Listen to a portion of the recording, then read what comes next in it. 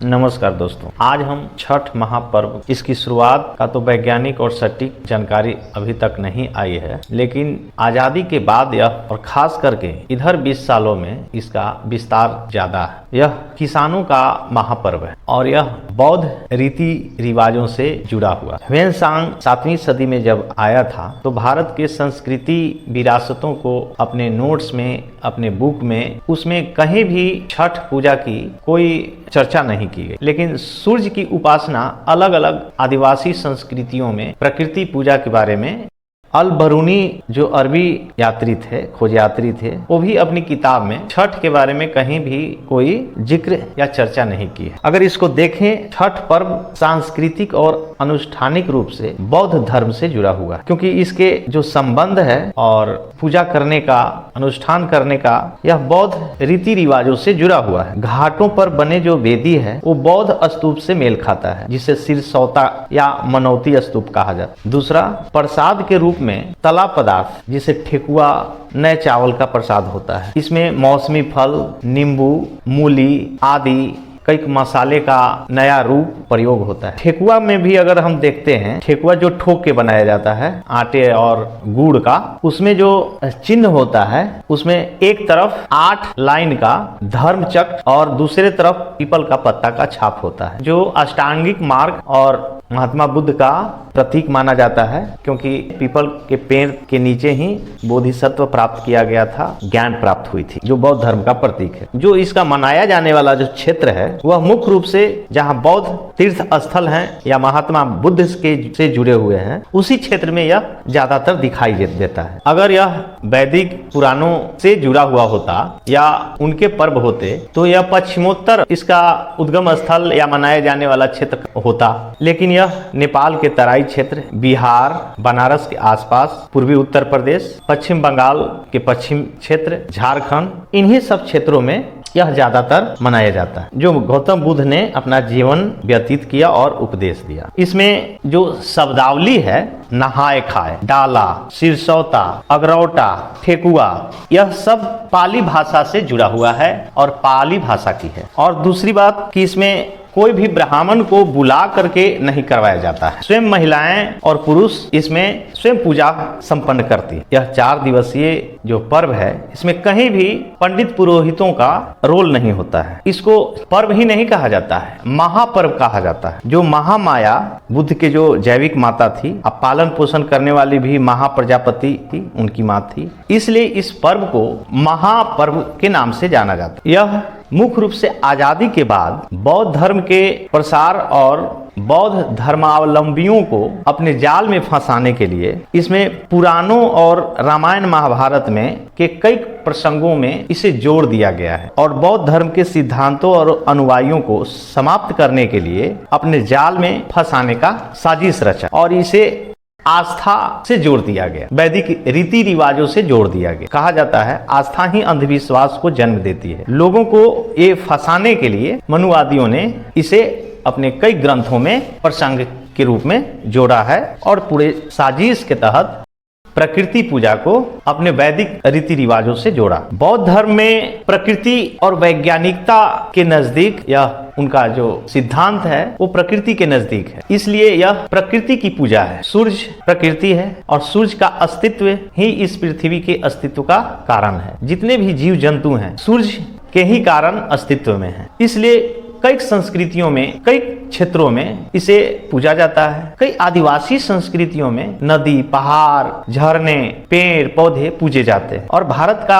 अगर हम कई पर्व त्योहारों के बारे में अगर नजर डालें तो यह पूर्णतः किसानों से जुड़ा हुआ पर्व त्योहार है और पर्यावरण संरक्षण और जो संसाधन संरक्षण से जुड़ा हुआ है, क्योंकि यही प्राकृतिक संसाधन मनुष्य जीव जंतुओं का अस्तित्व का कारण है और इसी के कारण अपना जीवन यापन चलाते हैं। उदाहरण स्वरूप तो बैसाखी का पर्व जो बैसाख में मनाया जाता है, यह रबी फसल कटाई का त्योहार पंजाब में मनाई जाती है। खालसा पंथ की स्थापना करने वाले गुरु गोविंद सिंह 1699 में सामाजिक समानता को बढ़ावा देने के लिए इसकी शुरुआत की गई। रबी और खरीफ जो फसलें हैं, यह भी शब्द अरबी भाषा है। कहीं भी हिंदू वैदिक धर्म से या वैदिक रीति रिवाज से कहीं भी जुड़ा हुआ नहीं है। मकर संक्रांति जो 14 जनवरी को चूड़ा और दही, तिलकुट, यह सब प्रकृति और फसल तैयार होने, शुरुआत होने, कटाई होने की खुशी में मनाई जाती है। पोंगल जो तमिलनाडु में फसल उत्सव है और इसे सूर्य देव को समर्पित 4 दिवसीय जनवरी में मनाई जाती है। यह भी प्रकृति से जुड़ा हुआ है। गोवर्धन पूजा जो एक पहाड़ की पूजा की जाती है। कई रीति रिवाजों में आम का पेड़ की पूजा होती है, बड़ पूजा जिसे कहते हैं, पीपल पूजा,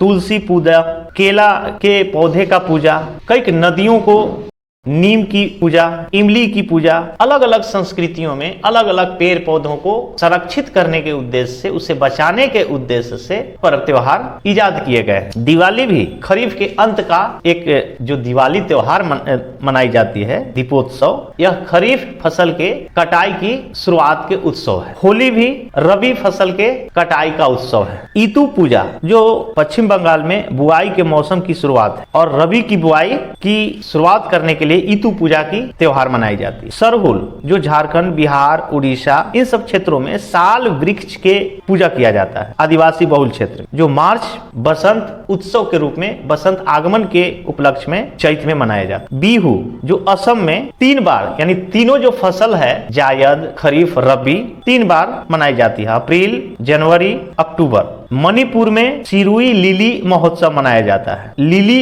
एक दुर्लभ लुप्त प्राय सिरुई लिली फूल के सम्मान में आमंत्रित किया जाता है, जो अप्रैल मई में मनाई जाती है। ये सारे पर्व त्योहार जंगल और जंगल से जुड़े उपवन को पूजा की जाती है ताकि उसको संरक्षण किया जा सके। पवित्र उपवन और वन मंदिर सिर्फ भारत में ही नहीं, दूसरे देशों में भी उसे संरक्षित करने के उद्देश्य से उसको पूजा जाता है, बचाने का प्रयास किया जाता है और त्योहार के रूप में उसे मनाया जाता है। भारत, जापान, अफ्रीका कुछ हिस्सों में पूरे जंगल या उपवन पवित्र माना जाता है। इन इलाकों में लोगों को पेड़ काटने या ऊंची आवाज में बात करने की इजाजत तक नहीं होती है। उन्हें मंदिरों जैसा माना जाता है। यहाँ कोई मूर्ति या इमारत नहीं होती है, सिर्फ जंगल ही होता है। लोग यहाँ प्रार्थना, ध्यान, चिंतन या किसी महान चीज के करीब होने का एहसास करने आते। तिब्बती बौद्ध परंपरा में पृथ्वी का सम्मान करने के लिए रंगीन रेत मंडल बनाए जाते हैं। यहाँ पृथ्वी और समय के बीतने के पवित्र स्वरूप को दर्शाती है। जापान में भी लोग कुमानो कोदो नामक तीर्थ यात्रा पर चलते हैं, जो जंगलों और पहाड़ों से होकर प्राचीन तीर्थ स्थलों तक जाती है। इस पैदल यात्रा का आध्यात्मिक महत्व होता है।